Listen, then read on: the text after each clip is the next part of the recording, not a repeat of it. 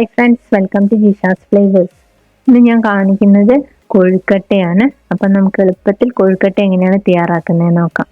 അതിന് വേണ്ടിയിട്ട് ഞാനിവിടെ 2 ഗ്ലാസ് പൊടിയാണ് എടുത്തിട്ടുള്ളത്. ഇത് ഇടിയപ്പത്തിൻ്റെ പൊടിയാണ് ഞാനിവിടെ എടുത്തിട്ടുള്ളത്. 2 ഗ്ലാസ് പൊടിക്ക് ഞാനിവിടെ 3 ഗ്ലാസ് വെള്ളമാണ് എടുത്തിട്ടുള്ളത്. നമ്മൾ ഏത് ഗ്ലാസ്സിലാണോ പൊടി എടുത്ത് അതേ ഗ്ലാസ്സിൽ തന്നെ 3 ഗ്ലാസ് വെള്ളം തിളയ്ക്കാൻ വേണ്ടി വെച്ചിട്ടുണ്ട്.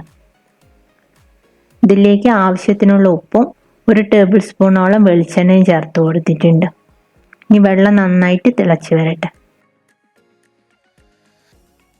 ഇപ്പോൾ വെള്ളം നന്നായിട്ട് തിളച്ചിട്ടുണ്ട്. ഇനി നമുക്കിത് കുറച്ചായിട്ട് പൊടിയിലേക്ക് ഒഴിച്ചതിന് ശേഷം നന്നായിട്ട് മിക്സ് ചെയ്തെടുക്കാം.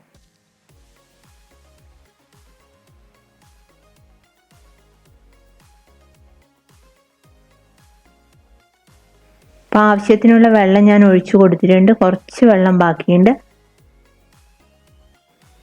പൊടി നന്നായിട്ട് മിക്സ് ചെയ്തതിന് ശേഷം നമുക്ക് 10-15 മിനിറ്റ് അടച്ചു വയ്ക്കാം.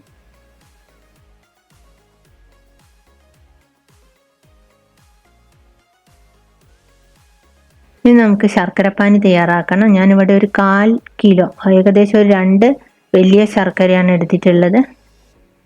അത് നമുക്ക് കുറച്ച് വെള്ളം ഒഴിച്ചതിന് ശേഷം ശർക്കര പാനിയാക്കാം. ഇപ്പം ശർക്കരയൊക്കെ നന്നായിട്ട് ഉരുകി വന്നിട്ടുണ്ട്. ഇനി നമ്മളിത് അരിച്ചതിന് ശേഷം വേണം ഒരു പാനിലേക്ക് ഒഴിച്ചു കൊടുക്കാൻ. അതിനുശേഷം ഇത് നന്നായിട്ടൊന്ന് തിളച്ച് വരണം. തിളച്ച് വന്നതിന് ശേഷം നമുക്കിതിലേക്ക് ഏകദേശം 1 കപ്പ് തേങ്ങ ചിരകിയത് ചേർത്ത് കൊടുത്തിട്ടുണ്ട്. നന്നായിട്ട് മിക്സ് ചെയ്തെടുക്കുക. ഇതിലേക്ക് ഒരു 2 ഏലക്ക പഞ്ചസാര കൂട്ടി പൊടിച്ച് വെച്ചിരുന്നു, അതും കൂടെ ചേർത്ത് കൊടുക്കുക. നല്ലൊരു ഫ്ലേവർ കിട്ടാൻ വേണ്ടിയിട്ടാണ് നമ്മൾ ഏലക്കപ്പൊടി ചേർത്ത് കൊടുക്കുന്നത്. നന്നായിട്ട് ഇതൊന്ന് മിക്സായി വരട്ടെ. ഒന്ന് ഡ്രൈ ആയതിനു ശേഷം നമുക്ക് സ്റ്റവ് ഓഫ് ചെയ്യാം.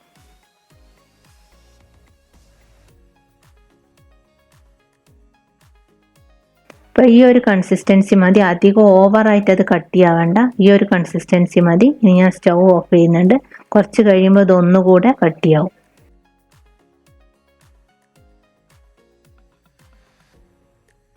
ഇനി നമുക്ക് പൊടി കുഴച്ചെടുക്കണം.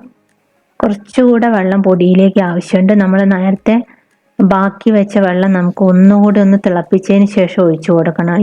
പച്ചവെള്ളം ഒഴിച്ചു കൊടുക്കരുത്, കാരണം അതിൻ്റെ ചൂടൊക്കെ തണിഞ്ഞു കാണും. അപ്പോൾ ഒന്നുകൂടെ നന്നായിട്ട് ചൂടാക്കിയതിന് ശേഷം നല്ല ചൂടോടെ തന്നെ ഒഴിച്ചതിന് ശേഷം ഒന്നുകൂടെ മിക്സ് ചെയ്യാം. ഇനി നമുക്ക് ഒന്ന് തണിഞ്ഞതിന് ശേഷം കുഴയ്ക്കാൻ പാകത്തിൽ, അതായത് കൈ പൊള്ളാത്ത രീതിയിൽ നന്നായിട്ട് മിക്സ് ചെയ്യുക. അതിനുശേഷം നന്നായിട്ട് കുഴച്ചെടുക്കുക. ഇപ്പോൾ പൊടിയുടെ ചൂടൊക്കെ ഒന്ന് തണിഞ്ഞിട്ടുണ്ട്. ഇനി നമുക്ക് നന്നായിട്ട് കുഴച്ചെടുക്കാം. കുഴച്ചെടുക്കുമ്പോൾ കുറച്ചൊരു ലൂസായിട്ടുള്ള കൺസിസ്റ്റൻസി വേണം. എന്നാൽ ഓവറായിട്ട് ആവാനും പാടില്ല, കാരണം അല്ലെങ്കിൽ നമ്മൾ കുഴയ്ക്കുമ്പോൾ അത് പൊട്ടിപ്പോവാനുള്ള ചാൻസ് ഉണ്ട്. നമ്മൾ ഉരുളകളാക്കിയിട്ട് എടുക്കുമ്പോൾ അത് പൊട്ടിപ്പോവാനുള്ള ചാൻസ് ഉണ്ട്. അപ്പം ഞാൻ നന്നായിട്ട് മാവ് കുഴച്ചെടുത്തിട്ടുണ്ട്. ഇനി നമുക്ക് ചെറിയ ചെറിയ ബോൾസ് ആക്കാം. അതിനുശേഷം കൈവച്ച് നന്നായിട്ട് ഉരുളയാക്കിയതിന് ശേഷം നമുക്ക് ആദ്യം കയ്യിൽ കുറച്ച് വെളിച്ചെണ്ണ തടവിയതിന് ശേഷം വേണം ഇതേപോലെ നന്നായിട്ട് ബോൾസ് ആക്കി എടുക്കാൻ.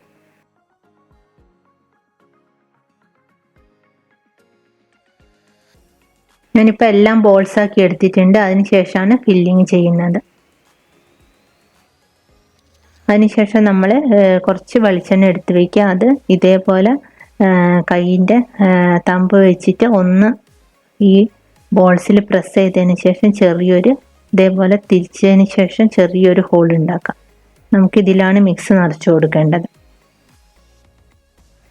അതിനുശേഷം നമ്മൾ അതിൽ നിന്ന് ഒരു സ്പൂണ് കുറച്ചെടുത്തതിന് ശേഷം ഇതിലേക്ക് ഫില്ല് ചെയ്ത് കൊടുക്കുക. വീണ്ടും അത് ക്ലോസ് ചെയ്തതിന് ശേഷം നന്നായിട്ട് വീണ്ടും ഉരുളയാക്കുക. ഇതേപോലെ ബോൾസ് ആക്കി എടുക്കുകയാണ് ചെയ്യുന്നത്. ഒന്നുകൂടെ ഞാൻ ഇതേപോലെ തന്നെ കാണിക്കാം, കാരണം നമ്മൾ നന്നായിട്ട് ശ്രദ്ധിച്ചിട്ടില്ലെങ്കിൽ ഇതിൻ്റെ ഫില്ലിങ് പുറത്ത് വരാനുള്ള ചാൻസ് ഉണ്ട്. എന്നാ വളരെ ക്ഷമയോടുകൂടി വേണം ഇത് ചെയ്തെടുക്കാൻ. ബാക്കിയുള്ളത് ഇതേപോലെ തന്നെ ചെയ്തെടുക്കുക.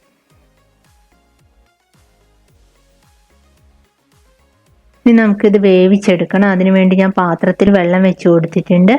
ഇതേപോലെ ഒരു ഹോളുള്ള പാത്രം എടുക്കുക. ഇനി നിങ്ങളുടെ അടുത്ത് സ്റ്റീമർ ഉണ്ടെങ്കിൽ അതേപോലെ ചെയ്തെടുക്കാവുന്ന. അങ്ങനെയാകുമ്പോൾ നമുക്ക് എല്ലാവർക്കും ചെയ്തെടുക്കാൻ പറ്റും. വെള്ളം തിളച്ചതിന് ശേഷം ഹോളുള്ള പാത്രം അതിൻ്റെ മേലെ വയ്ക്കുക. അതിനുശേഷം നമ്മൾ തയ്യാറാക്കി വെച്ച കോഴിക്കട്ട അതിൽ ഓരോന്നായിട്ട് ഇട്ട് കൊടുക്കാം. അതിനുശേഷം പാത്രം അടച്ചതിന് ശേഷം ഒരു 10 മിനിറ്റ് നേരം നന്നായിട്ട് വേവിച്ചെടുക്കാം. ഇപ്പോൾ 10 മിനിറ്റ് ആയിട്ടുണ്ട്. ഇനി ഇതൊന്ന് തണിഞ്ഞതിന് ശേഷം വേണം ഇതിൽ നിന്ന് മാറ്റി വയ്ക്കാൻ. ബാക്കിയുള്ള കൊഴുക്കട്ട ഇതേ രീതിയിൽ തന്നെ വേവിച്ചെടുക്കാം. അപ്പം എല്ലാവരും ഇതേ രീതിയിലൊന്ന് ചെയ്ത് നോക്കുക. മറ്റൊരു നല്ല റെസിപ്പിയുമായി അടുത്ത വീഡിയോയിൽ കാണാം. Thank you.